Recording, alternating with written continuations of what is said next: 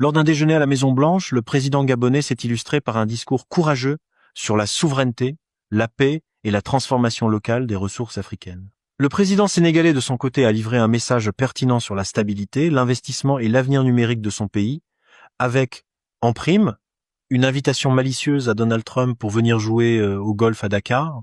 Je vous laisse écouter leurs interventions qui étaient à l'origine en français. La Maison-Blanche les a traduites en anglais, mais nous avons récupéré ces images et les avons traduites en français pour vous.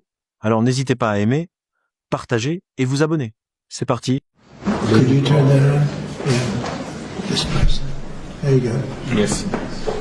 Et au niveau diplomatique, je salue les succès que vous avez obtenus pour amener l'accord de paix entre la RDC.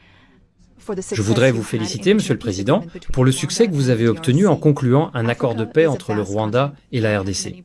L'Afrique est un vaste continent qui a de nombreux problèmes, et nous comptons vraiment sur vous pour votre assistance au Soudan, car aucun investissement ne peut être réalisé lorsqu'il y a une guerre. Pour les investissements, il faut la paix. Les autres chefs d'État qui sont ici avec moi représentent des pays en paix, et cela dure depuis un certain temps. Nous avons également des matières premières, des minerais, des terres rares. Nous ne sommes pas des pays pauvres. Nous sommes des pays riches en matières premières, mais nous avons besoin de partenaires pour nous soutenir et nous aider à développer ces ressources avec des partenariats gagnant-gagnant. C'est notre souhait. J'écoute souvent vos remarques et vos discours, Monsieur le Président. Nous voulons également que nos matières premières soient transformées localement dans notre pays afin que nous puissions créer de la valeur et des emplois pour nos jeunes, pour qu'ils arrêtent de mourir.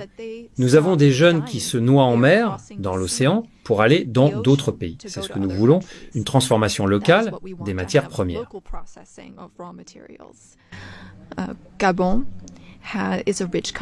Le Gabon est un pays riche. Nous avons plus de 2 millions d'habitants et une grande diversité, des matières premières, du pétrole et des réserves de gaz. Et nous aimerions que ces ressources soient exploitées en utilisant un modèle économique adapté. Depuis notre libération, nous avons changé notre façon de faire du commerce. Nous nous sommes concentrés sur la transparence et les appels d'offres pour quiconque souhaite venir investir dans notre pays.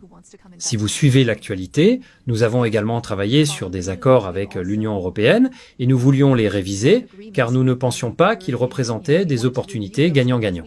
Donc, notre marché est ouvert.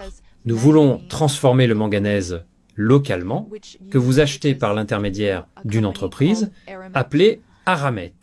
Je suis sûr que c'est plus cher comparé à ce que vous pourriez acheter directement chez nous.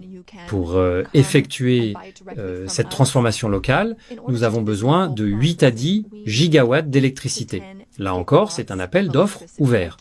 Toute entreprise américaine qui souhaite investir dans l'électricité au Gabon est la bienvenue pour saisir cette opportunité.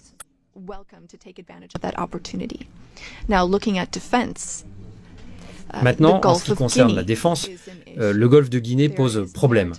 Il y a de la piraterie maritime dans cette région et nous voulons travailler ensemble pour la stabiliser. Vous avez dit que vous aviez le meilleur équipement militaire, et c'est ce que nous aimerions avoir pour arrêter la piraterie maritime dans le golfe de Guinée. Nous ne pouvons pas le faire seuls. Nous avons besoin d'un partenaire fiable et fort, qui s'engage et prend des mesures concrètes, des actions réelles. Nous devons également être pragmatiques, et c'est ce que vous êtes.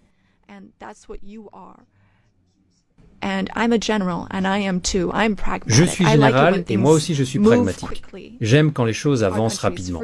Vous êtes les bienvenus pour venir investir. Sinon, d'autres pays pourraient venir à votre place. Merci.